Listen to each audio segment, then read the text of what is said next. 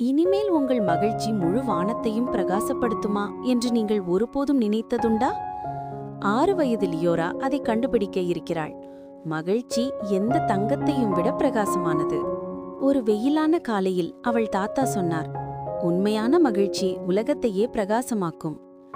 Liora தன் தலையை சாய்த்து பகலில் பட்டாசுகள் வெடித்தால் எப்படி இருக்கும் என்று நினைத்தாள். பிறகு அவள் தெருக்கோணத்தில் ஒரு சிறுவனை சோகமாக நின்றபடி கண்டாள். அவனுடைய பட்டம் கிழிந்து கிடந்தது. லியோராவின் மனதில் ஒரு மின்னல். வர்த்தமான பெரிய மகிழ்ச்சி சிறிய ஒன்றை சரி செய்வதிலேயே தொடங்கலாம். அவள் தனது ரிப்பனை பயன்படுத்தி பட்டத்தின் வாலை சரி செய்தாள். சிறுவனின் கண்கள் திடீரென ஒளிர்ந்தன. அதே நேரத்தில் ஒரு தென்றல் காற்று அந்த பட்டத்தை உயரம் கொண்டு சென்றது. மேகங்களில் பறந்து செல்லும் மகிழ்ச்சி துண்டு போல. பிற்பகலில் லியோராவும் அந்த சிறுவனும் பூங்காவில் ஓடினர்.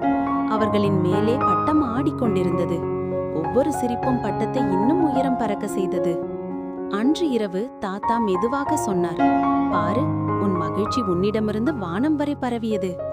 லியோராவுக்கோ அன்று இரவு நட்சத்திரங்கள் வழக்கத்தை விட கொஞ்சம் அதிகம் பிரகாசித்தது போல தோன்றியது. அவள் ஒரு பாடம் கற்றுக்கொண்டாள். மகிழ்ச்சி பகிர்ந்தால்தான் பெருகும்.